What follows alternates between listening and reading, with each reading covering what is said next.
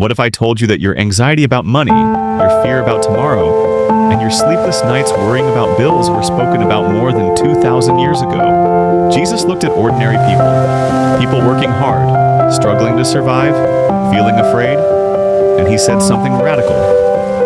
Do not worry about your life. Not because life is easy, but because God is faithful. Today, adults everywhere are carrying heavy financial stress. Rent is high.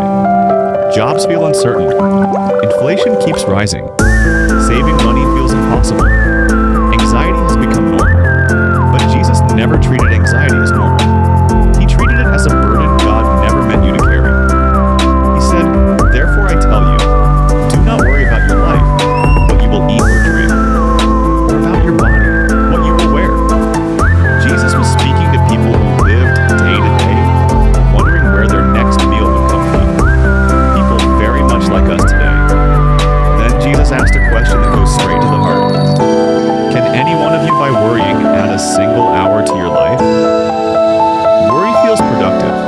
It feels responsible, but it produces nothing. Worry does not fix the future. It only steals the present. It steals your peace. It steals your faith. It steals your joy. Jesus wasn't criticizing people for worrying. He was inviting them into freedom. Then he pointed to something simple and beautiful. Look at the birds of the air, he said. They do not sow, reap, or store away in barns, and yet your heavenly Father feeds them. And then he asked a powerful question. Are you not much more valuable than they? If God feeds birds that don't work jobs, don't save money, and don't plan for tomorrow, how much more does he care for you? You are not invisible. You are not forgotten. You are not abandoned. God sees every bill. God sees every struggle. God knows every need. Then Jesus revealed the key teaching. But seek first the kingdom of God and his righteousness, and all these things will be added to you.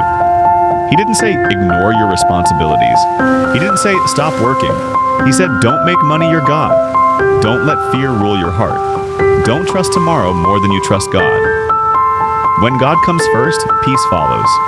Jesus ends with this promise. Do not worry about tomorrow, for tomorrow will worry about itself. You don't need strength for the next year. You don't need answers for the next decade. You only need grace for today, and today God is enough.